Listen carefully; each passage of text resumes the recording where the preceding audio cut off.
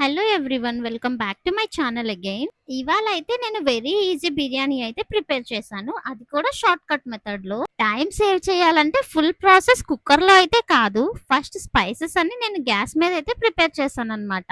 ముందుగా పాన్ లో కొంచెం ఆయిల్, లిటిల్ గీ అయితే వేసాను. ఆయిల్ హీట్ అయ్యాక హోల్ స్పైసెస్ అయితే యాడ్ చేశాను. బే లీఫ్, క్లోవ్స్, ఇలాచి అండ్ సిన్నమన్ అయితే యాడ్ చేసేసాను. తర్వాత ఆనియన్స్ యాడ్ చేసి లైట్ బ్రౌన్ అయ్యే వరకు అయితే ఫ్రై చేసేసాను. అవన్నీ ఫ్రై అయ్యాక ఆనియన్స్ అయితే యాడ్ చేసి లైట్ బ్రౌన్ అయ్యే వరకు అయితే ఫ్రై చేశాను. ఇంకా జింజర్ గార్లిక్ పేస్ట్ యాడ్ చేసి రా స్మెల్ పోయే వరకు అయితే మిక్స్ చేసేసాను.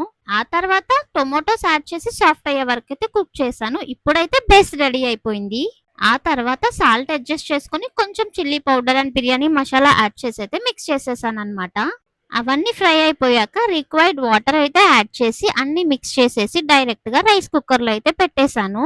రైస్ కుక్కర్ లో పెట్టేశాక స్విచ్ ఆన్ చేసి అప్రాక్స్ 15 మినిట్స్ లో బిర్యానీ అయితే రెడీ అయిపోయింది. And here no tension, no over cooking, perfect గా సాఫ్ట్ గా వచ్చింది. లాస్ట్ లో కొరియండర్ మింట్ అయితే యాడ్ చేసి లైట్ గా మిక్స్ చేశాను. సింపుల్ గా, ఫాస్ట్ గా, టేస్టీగా మన వెజ్ బిర్యానీ అయితే రెడీ.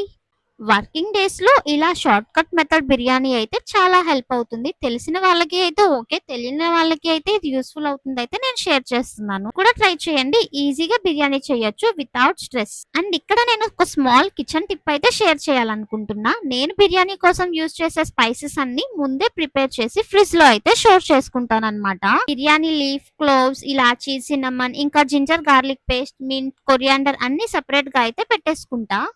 కొన్ని జిప్లాక్ కవర్స్ లో, కొన్ని స్మాల్ బాక్సెస్ లో అయితే స్టోర్ చేస్తాను. సో ఎప్పుడు బిర్యానీ చేయాలనిపించిన ప్రిపరేషన్ టైం అయితే ఆల్మోస్ట్ జీరో.